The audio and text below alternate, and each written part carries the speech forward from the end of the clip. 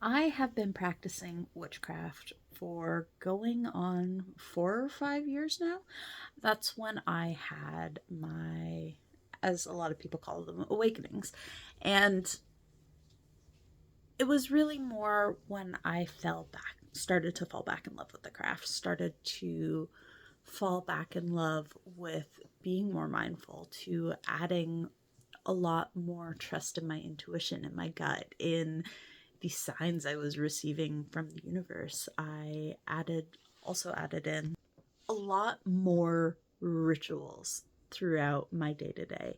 And I remember when I was, a new little budding witch, I would look at these people who had been practicing for years, and I would see so much magic infused and intention infused to every part of their life, to the point where it was just second nature. And I remember having the thought, I want that. That is the exact thing I want. And looking back now, looking at how far I've come, I do have that. So this video is kind of just to talk about some of the ways that I add small moments of ritual into my life that makes everything feel more magical. One of my favorite ways is with my morning cup of coffee or tea. This mug does say coffee on it, but it is full of tea, and I find that funny, so I do it on purpose. But that's besides the point. When I'm making any drink, really, but especially my coffee in the morning or my tea, I take a moment and put intention in it. It's like a spelled, enchanted drink. The way I stir in clockwise to bring in sweetness because I add sugar. I usually add a little bit of cinnamon to my coffee and most of my teas as well. So that's bringing in a little bit of abundance as well.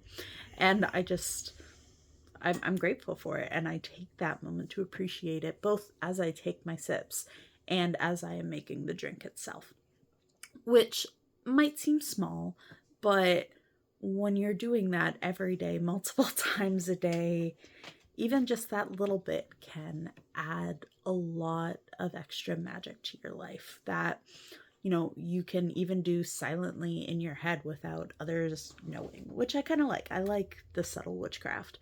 And the same kind of premise falls into my cooking. I have, it's probably right down here, my book of herbs that I used to use a lot more, though the ones that I use on a day-to-day basis, I tend to have more memorized. But, anytime I'm making something sweet and I'm adding cinnamon and nutmeg, it's always with a sprinkle of intention and abundance however that might appear. When I'm adding salt, I'm putting the intention that it's adding in protection. Same as when I add things like pepper, also great for little sorry, I don't edit these videos and sometimes I lose my train of thought. The joys of being neurospicy. Anyways, pepper is also wonderful for protection, and so anytime I'm adding salt or pepper to any meal I'm creating, it's with that intention that it's bringing in a little extra protection. Same with most of my spices.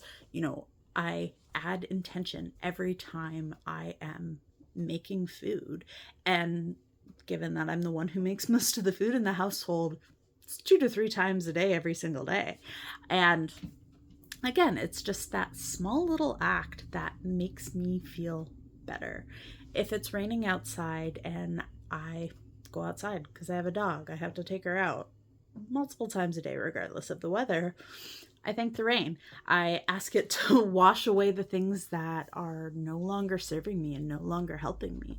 Every time I walk past my favorite tree, I take a moment and place my hand on the tree and say thank you. Sometimes I connect deeper. Sometimes we have full-blown conversations. I try to do that at least once a day. But, building that connection over time has led to miraculous things, like when some of these giant branches have fallen down, I get a warning and it's like, get your ass inside. And then I get my ass inside. And the second the door closes, giant branches fall right where I was standing. It's happened at least 3 separate times.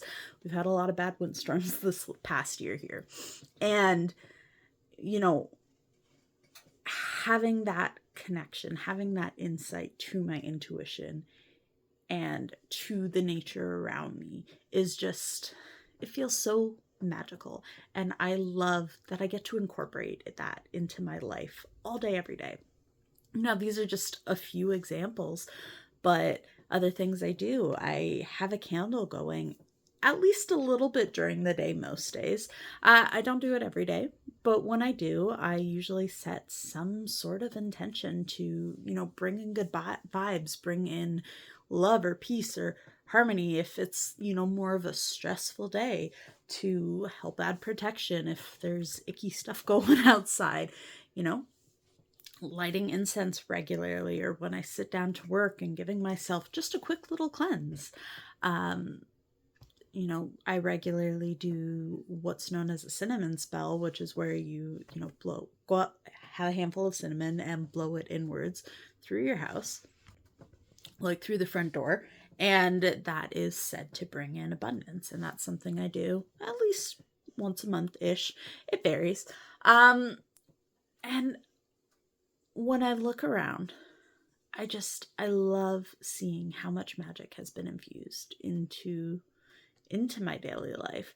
A lot of the art I have hanging on the walls has runes underneath the layers, or is of past life memories, or places I know exist but I haven't seen yet, or I've seen again in those past lives. When I am sweeping, I'm mentally clearing out whatever stagnant energy is around. And all of these things, most of them, they don't take more than a few seconds. Most of them happen in my head.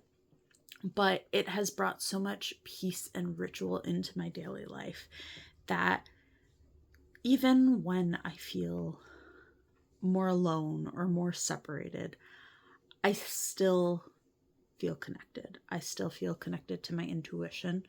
I've worked on building that trust, on listening to what it has to say, so that when I receive those messages and insights, I'm better able to work with them. I work, I'm a kitchen witch, so I work with my baking ingredients. If I'm, cat's eating the curtain.